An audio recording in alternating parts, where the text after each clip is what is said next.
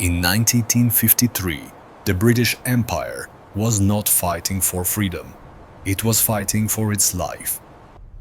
Bankrupt, broken, and desperate, London conspired to steal a nation's wealth to save the pound sterling.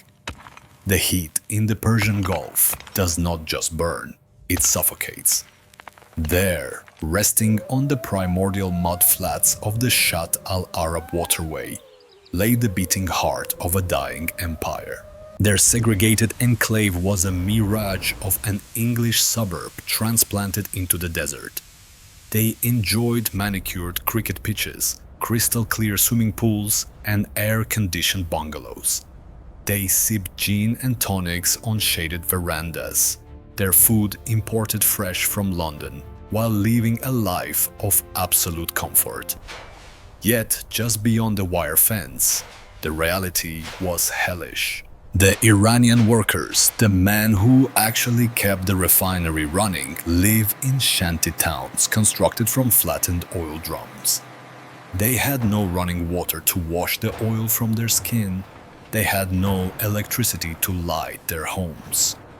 The heat was lethal, often climbing to 120 degrees Fahrenheit. These men were paid pennies, denied basic rights, and treated as coolies in the land of their birth. The injustice was not just moral, it was mathematical. In the year 1950 alone, the Anglo-Iranian oil company reported a profit of £170 million. From that mountain of cash, the Iranian government received a royalty check for less than £16 million. The British government collected more in taxes from the company than Iran received for its own natural resource. For decades, the Iranian people had simmered in quiet resentment, but in 1951, the heat became too much. The resentment boiled over into a revolution, and the face of that revolution was Mohammad Mossadegh. Mossadegh was a study in contradiction. He was an aristocrat by birth, a lawyer by training, and a nationalist by passion. To the casual observer, he seemed frail, an elderly man prone to fainting spells and fits of public weeping. He famously conducted diplomatic meetings while wearing his pajamas, lying in bed. The British diplomats, trapped in their stiff suits and stiff upper lips, dismissed him. They called him a hysteric, a clown, a madman. They mocked his long nose and his emotional speeches, but they were wrong. They had underestimated him completely.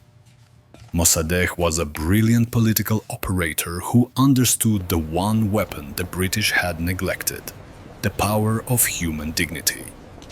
His argument was simple yet revolutionary. The oil beneath the Iranian sand did not belong to a board of directors in London. It was a gift from God to the Iranian nation. It was the birthright of the people, not a dividend for foreign shareholders. Mossadegh demanded transparency. He demanded that the company open its books. He called for a 50-50 split of the profits, a deal similar to the one American oil giants had recently signed with Saudi Arabia. It was a reasonable request, but the British refused. Papers are in order. Sir William Fraser, the chairman of the Anglo-Iranian Oil Company, was a man carved from the old imperial stone. To him, the Iranians were incapable of managing complex industry. He viewed them as rebellious children. Fraser believed that compromise was a sign of weakness. He treated the sovereign government of Iran like a disobedient employee. He refused to negotiate. He locked the books. He believed that if he simply held the line, the Iranians would crumble. He was convinced they could not run the refinery without British technicians. He thought he held all the cards. He was wrong. Fraser's arrogance was the spark that ignited the powder keg. On March 15, 1951, The Iranian parliament, the Majlis, voted unanimously to nationalize the oil industry. Weeks later, riding a wave of euphoria, they elected Mohammad Mossadegh as the new prime minister. The news struck London with the force of a seismic event. It was the unthinkable scenario. It was not a vein of gold in the mines of South Africa. It was not a sprawling tea estate in the hills of India. It was a labyrinth of hissing steel, belching smokestacks and cooling towers known to the world as the Abadan refinery. By 1951, this industrial behemoth was the undisputed king of energy. A developing nation had simply seized the greatest asset of the British crown. This was not just theft in the eyes of London. It was a profound humiliation. It was a signal to the globe that the British lion had lost its teeth. In the cabinet room at number 10 Downing Street, the Labour government of Clement Attlee was paralyzed by fear. They understood the terrifying economics of the situation. If the oil revenue vanished, the British pound would collapse on the international market. The standard of living in Britain, already austere, would plummet to third world levels. The country would lack the currency to import wheat and meat. Starvation was a genuine possibility. The military chiefs immediately drew up plans for war. They drafted a strategy called Operation Buccaneer. The plan was classic imperialism. Seize the island of Abadan by force, drop paratroopers to secure the refinery, and send in the Marines to hold the oil fields. They wanted to do what empires had always done, send in the gunboats. But the treasury officials looked at the war plans and delivered a brutal reality check. We cannot afford it. An invasion would cost millions of pounds that Britain did not have. It would require occupying a country the size of Western Europe. It would turn the entire Muslim world into an enemy. And most critically, the United States refused to sign the check. President Harry Truman was already bogged down in the quagmire of the Korean War. The last thing he wanted was another conflict in the Middle East. He warned the British bluntly, "If you invade Iran, you do it alone." Without American dollars, Britain could not fight. The gunboats remained in the harbor. Operation Buccaneer was shelved.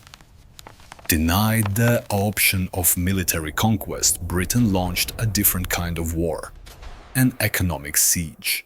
If they could not take the oil by force, they would ensure that no one else could buy it.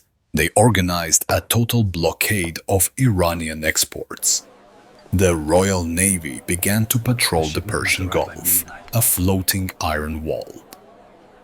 London announced that any tanker attempting to load Iranian oil would be treated as a vessel carrying stolen property.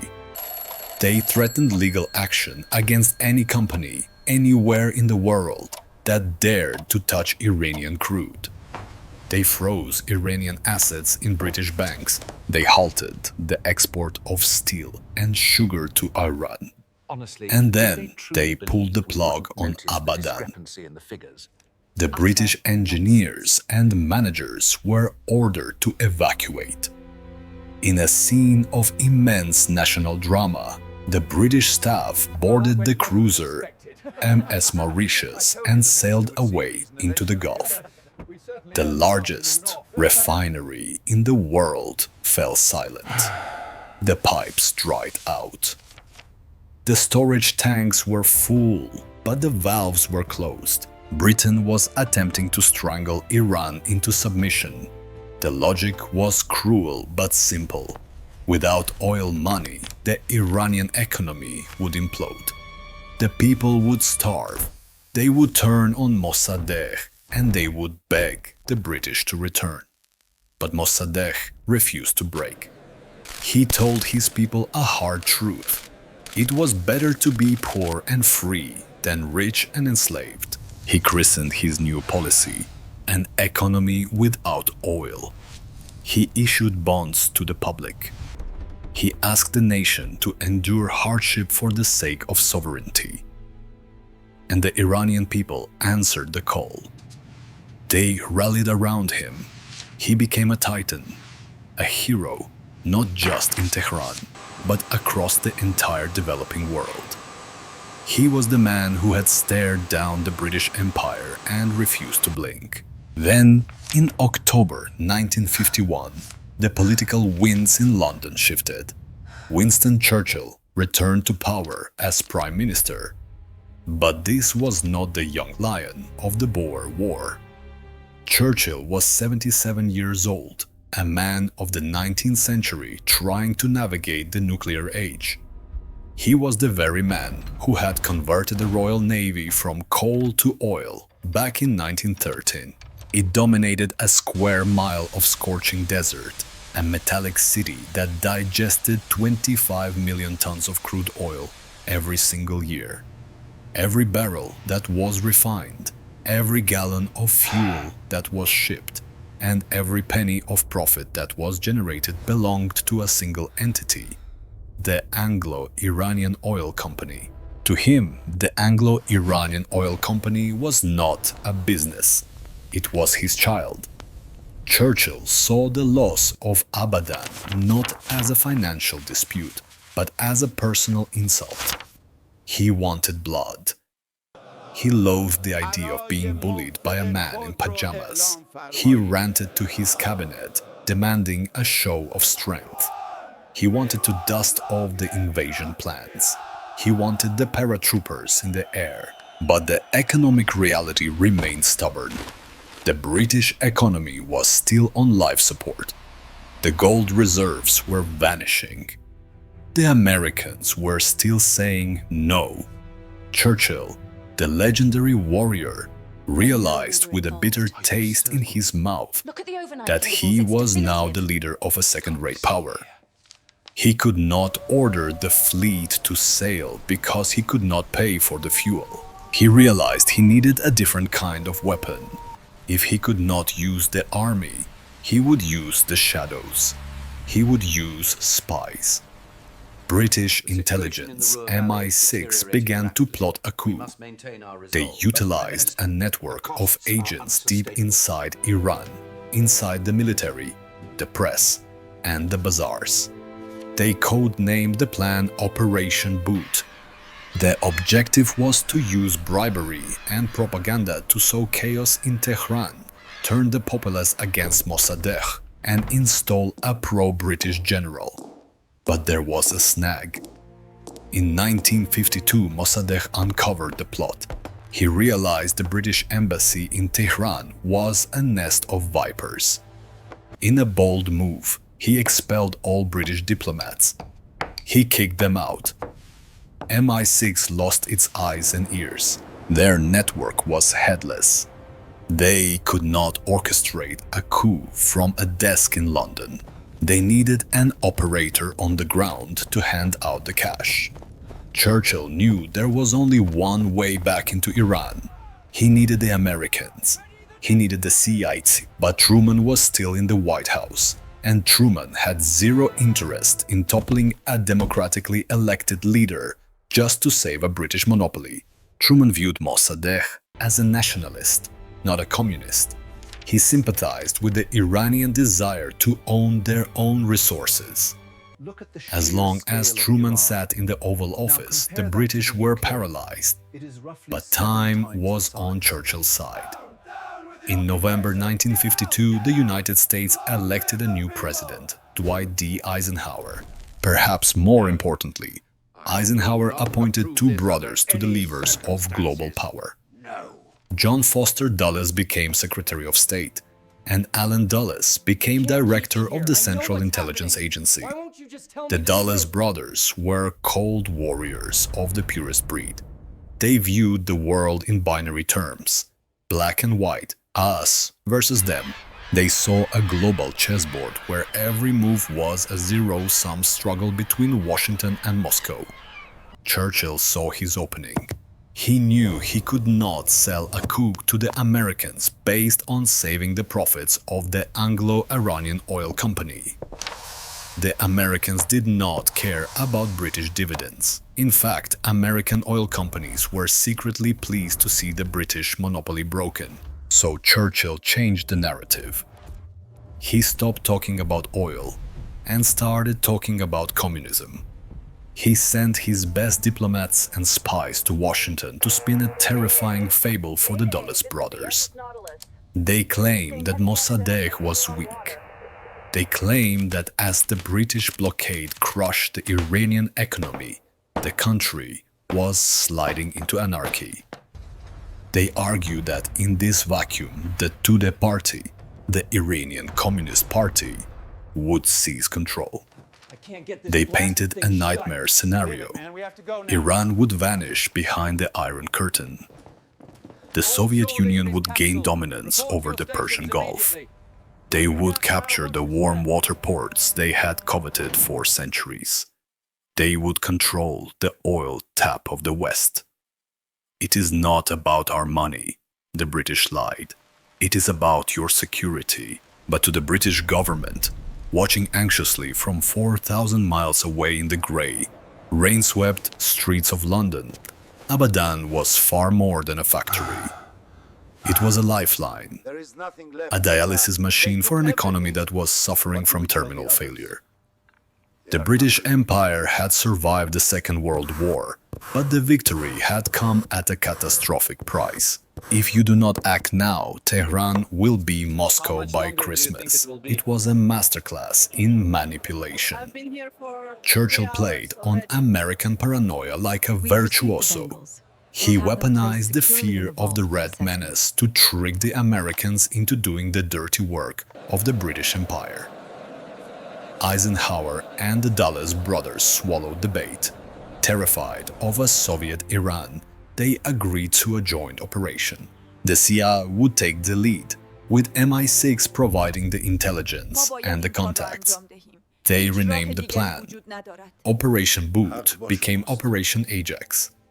The budget was set at $1 million. $1 million to overthrow a government and steal an industry worth billions. It was calculated to be the highest return on investment in the history of espionage. The man chosen to execute this dark ambition was Kermit Roosevelt Jr., the grandson of Theodore Roosevelt. Roosevelt was a romantic figure, the quintessential American spy. In the summer of 1953, he slipped into Iran across the border from Iraq. He carried a fake passport and a heavy suitcase. Inside that suitcase was not a bomb, nor a radio. It was cash, stacks of Iranian rials and US dollars. The British had failed to invade with the soldiers. They had failed to starve the country with sanctions.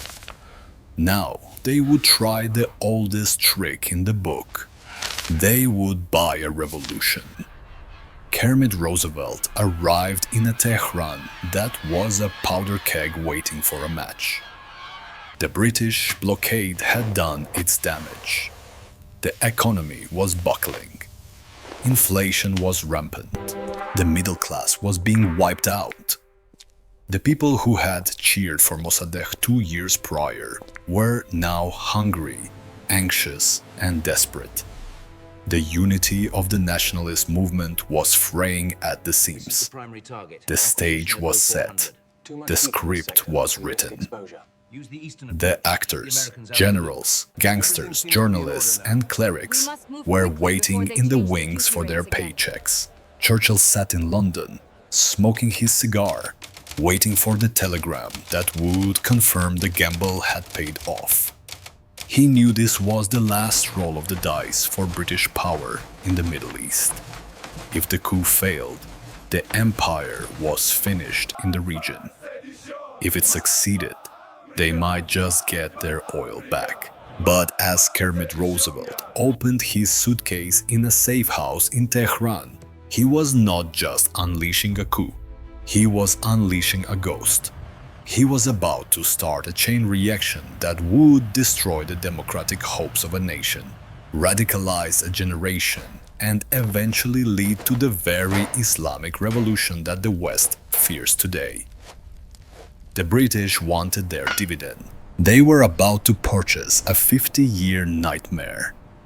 In the sweltering August of 1953, the fate of the British Empire rested in the hands of a single American spy sitting in a basement in Tehran. Kermit Roosevelt's mission was ostensibly political, to stop communism, but in reality, it was purely financial. He was the repo man for the Anglo-Iranian oil company. He had a budget of $1 million, a network of paid agitators, and a plan that relied less on military strategy than on theatrical chaos. Operation Ajax was designed to look like a popular uprising, but it was a fake revolution purchased by the barrel. Roosevelt began by bribing the press. He handed thick envelopes of cash to newspaper editors and columnists. Overnight, the Tehran papers began to print vicious, fabricated attacks on Prime Minister Mossadegh. They called him an atheist, a Jew, a British agent, and a communist spy, all in the same paragraph. The contradictions did not matter. The goal was confusion. Then Roosevelt turned to the streets. He hired gang leaders from the Zurkhane, the traditional Persian houses of strength. The fight against Hitler had drained the national treasury down to the very last sovereign. Great Britain was technically a victor, but financially, it was a pauper. The country was hemorrhaging money, drowning in a sea of debt owed to the United States. In the streets of London, victory looked a lot like poverty. These were muscle men, weightlifters and wrestlers who commanded fear and respect in the neighborhoods. For a few $100s, they agreed to organize mobs. Roosevelt hired one mob to shout, "Long live Mossadegh," while smashing shop windows and beating pedestrians. Then he hired a second mob to attack the first, shouting, "Long live the Shah." The objective was to create a sense of total anarchy, to make the ordinary citizens of Tehran terrified of Mossadegh's rule. But the coup had a mechanical trigger. It required the Shah of Iran, the young and indecisive monarch, to sign two royal decrees. One decree dismissed Mossadegh as prime minister. The other appointed General Fazlollah Zahedi, a Nazi sympathizer and a known British asset, in his place. The Shah was terrified. He knew Mossadegh was popular. He knew that if the coup failed, he would lose his throne. He hesitated. He packed his bags, ready to flee at a moment's notice. To stiffen his spine, the British Broadcasting Corporation played a crucial secret role. The BBC was the voice of London, and in 1953 it was weaponized. The Shah had agreed to sign the decrees only if he received a specific signal confirming that the British government was behind the plan. The signal was to be broadcast on the BBC Persian service. Usually, at midnight, the announcer would simply say, "It is now midnight." Now, on the night of the coup, the announcer was instructed to say, "It is now exactly midnight." The Shah heard the extra word. He signed the papers. On the night of August 15, the coup began. An officer loyal to the Shah, the colonel of the Imperial Guard, drove to Mossadegh's residence to arrest him. But Mossadegh had been tipped off. The Tudeh party network had infiltrated the military, and they knew the coup was coming. When the colonel arrived, he did not find a sleeping prime minister. He found himself surrounded by loyal, pro-Mossadegh troops and tanks. The arrest failed. The colonel was captured. The coup had collapsed before it had even begun. Panic swept through the conspirators. The Shah, hearing the news, fled the country instantly. He flew his private plane first to Baghdad and then to Rome, where he sat in a hotel lobby, depressed and convinced he would never see Iran again. In Washington, the CIA was horrified. They sent a telegram to Kermit Roosevelt, ordering him to evacuate immediately. Operation failed. The message read, "Get out while you can." But Roosevelt ignored the order. He was a gambler. He realized that while the military part of the coup had failed, the psychological component was still in play. He decided to double down.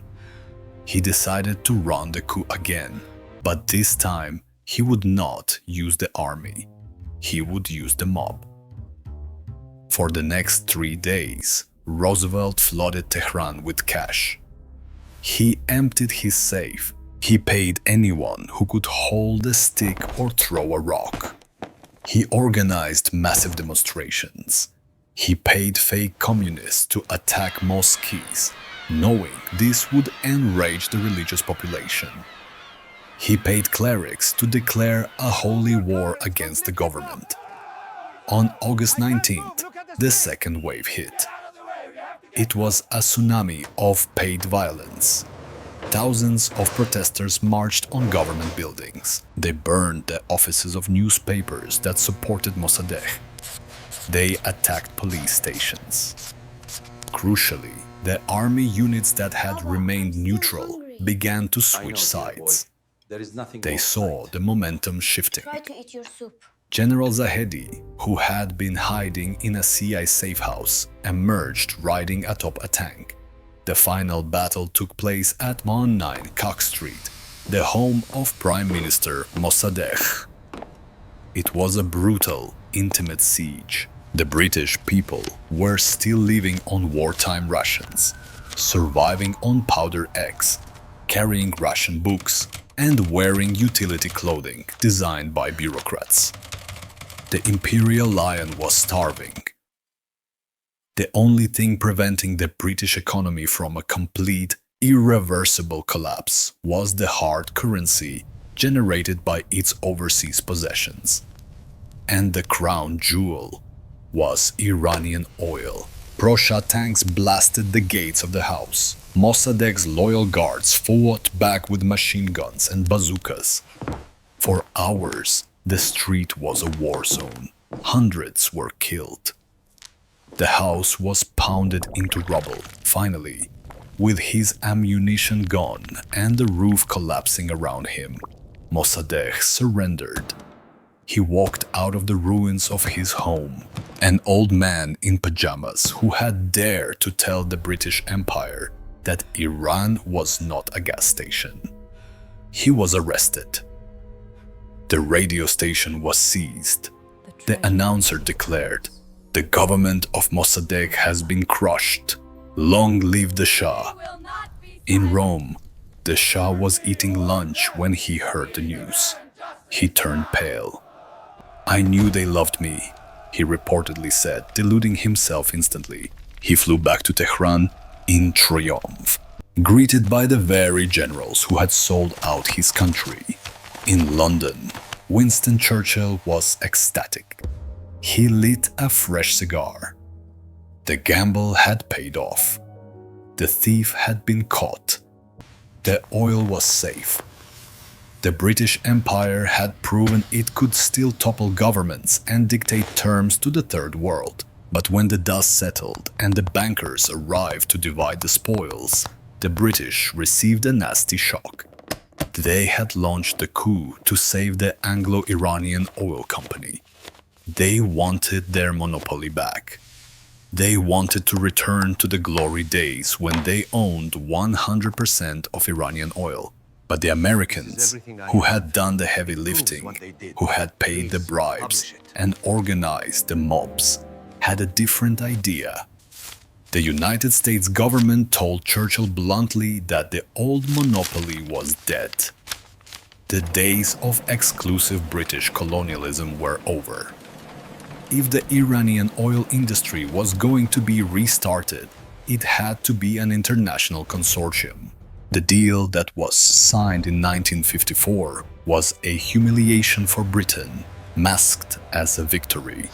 The Anglo-Iranian oil company was renamed British Petroleum, or BP, but it was forced to give up 40% of its stake to a group of American oil giants, including Standard Oil and Texaco.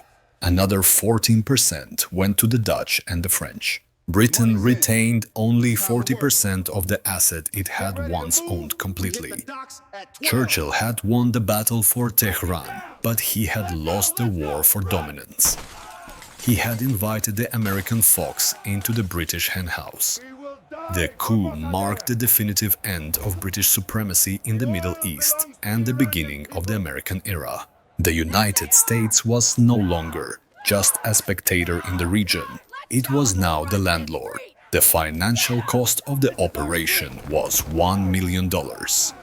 It was arguably the most efficient investment in the history of covert action. For $1 million, the West secured 25 years of cheap oil. The profits flowed again. The British treasury was replenished. The dividends were paid to the shareholders. The crisis was over. But the real bill for the coup would not come due for another 25 years, and it would not be paid in money. By overthrowing a democratic, secular, nationalist leader, the British and Americans destroyed the political center of Iran. Mossadegh was not a communist. He was a liberal who wanted a constitution. By crushing him, the West sent a clear, undeniable message to the Iranian people. Democratic change is impossible. If you want to change your country, you cannot use the ballot box, because the CIA will just overturn it. This left only one avenue for opposition: the mosque. The Shah, restored to his throne, became a dictator. The Anglo-Iranian Oil Company, the ancestor of the corporation we now know as BP, operated as a sovereign power. It was a state within a state. It generated millions of pounds in revenue that bypassed the Iranian people and flowed directly into the British exchequer.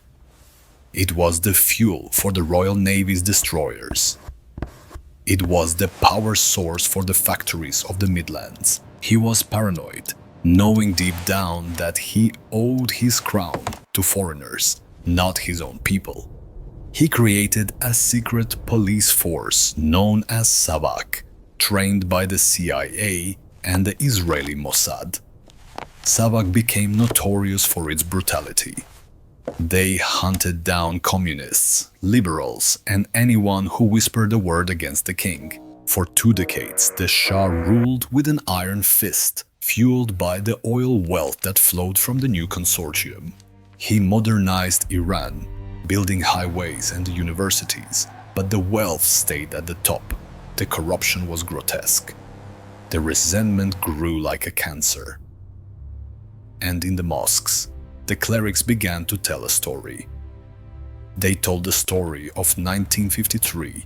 They told the story of how the great Satan, America, and the old fox, Britain, had stolen the country's dignity. They turned Mossadegh into a martyr, not of liberalism but of resistance against the West. The leader of this religious opposition was an exile named Ayatollah Khomeini. In 1979, the bill finally arrived. The Iranian Revolution swept the Shah from power. It was a revolution fueled by the delayed rage of 1953, when the students stormed the US Embassy in Tehran and took 52 American diplomats hostage. They weren't just angry about the Shah's cancer treatment. They were angry about Kermit Roosevelt. They were angry about the coup. They were refighting the Battle of 1953, but this time they won. The loss of Iran in 1979 was a geopolitical catastrophe for the West. It created an enemy regime that haunts the region to this day. It led to the Iran-Iraq War, the rise of Hezbollah, and the nuclear standoff we face now. All of this chaos can be traced back to the decision made in London in 1951 to prioritize the balance sheet of an oil company over the sovereignty of a nation. Winston Churchill believed he was saving the British economy. In the short term, he did. The oil money kept the welfare state afloat for another decade. It allowed Britain to pretend it was a superpower for a little while longer. But the price was the moral standing of the West. The coup proved that for all the talk of democracy and freedom, when money was on the line, the British Empire was nothing more than a debt collection agency with a spy network. The oil heist was the last gasp of the old imperial way of doing business.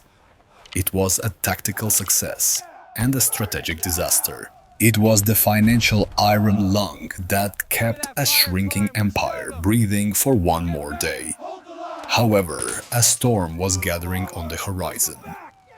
This colossal engine of British wealth was anchored in a nation that was beginning to remember its own greatness. Iran was not a new colony, it was an ancient civilization, proud and historic.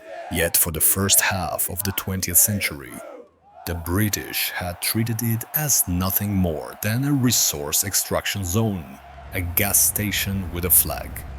The arrogance with which the British managed the oil industry in Iran is almost impossible for the modern mind to comprehend.